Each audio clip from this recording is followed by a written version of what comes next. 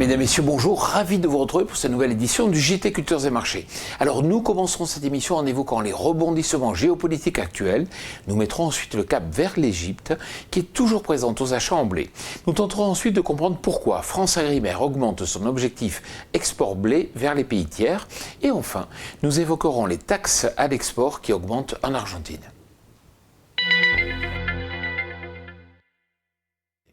Même si de nombreuses incertitudes demeurent sur le plan géopolitique, de nouveaux éléments sont apparus cette semaine. La Chine et les États-Unis annoncent s'être entendus sur la phase 1 de leur accord commercial. Aucun traité officiel n'a cependant encore été signé pour confirmer cette information. Alors bien que cet élément soit favorable aux marchés mondiaux, les opérateurs semblent peu confiants sur la validation de la phase 2 de cet accord avant les prochaines élections américaines en novembre 2020. Alors, en Grande-Bretagne, la victoire des élections législatives de Boris Johnson, chef du Parti conservateur, devrait accélérer les négociations et conduire à un accord sur le Brexit fin janvier. Une période de transition s'ensuivrait cependant avant toute mise en place de potentiels accords. Les flux ne devraient donc pas être modifiés avant 2020. Le GASC égyptien, qui doit acheter 7 millions de tonnes de blé tendre sur la campagne pour couvrir l'ensemble de ses besoins, en a déjà acheté 4,7 millions de tonnes, toutes origines confondues. Il affiche ainsi le même rythme d'approvisionnement que l'année dernière, où 5 millions de tonnes étaient déjà achetées à la même date. Alors que la France a déjà exporté 540 000 tonnes sur cette destination contre 0 tonnes l'année dernière à cette époque, elle semble bien positionnée pour continuer sur cette lancée. En effet, les blés russes se détournent peu à peu des destinations égyptiennes, car fortement sollicités par l'Iran, qui cherche à importer plus de 2 millions de tonnes de blé. Cela avantagerait, bien sûr, l'origine France.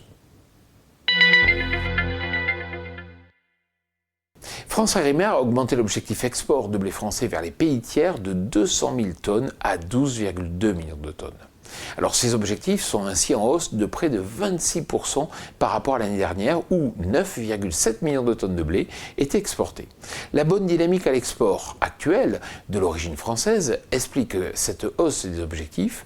Outre l'Égypte, de la marchandise est aussi envoyée en Chine grâce aux relations tendues du pays avec ses fournisseurs habituels. Enfin, l'Algérie, acheteur historique du blé français, continue de s'approvisionner à un rythme régulier.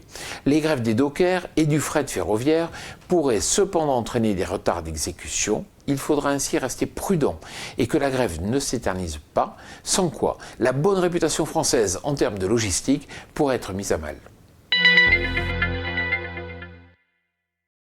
12%, c'est le niveau des taxes des céréales à l'export décidé par le nouveau gouvernement argentin d'Alberto Fernandez.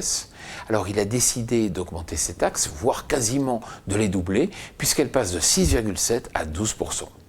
Les taxes sur le soja et ses dérivés sont rehaussées jusqu'à 30%. Cette mesure devrait réinjecter de l'argent dans les caisses de l'État et soutenir l'économie argentine, mise à mal par des dettes qui s'accumulent. Néanmoins, c'est tout le secteur agricole argentin qui pourrait souffrir, puisque ce sont les producteurs qui seront les plus affectés par cette mesure. Alors si vous recevez un email qui vous informe de la mise en ligne de ce JT, bien sûr, n'hésitez pas à le transférer à tous vos amis, à tous vos collègues. Cela nous aide à mieux faire connaître notre émission. Voilà, le JT Culture et Marché, c'est terminé. Je vous souhaite bien sûr d'excellentes fêtes. Et puis moi, je vous retrouve le 10 janvier prochain.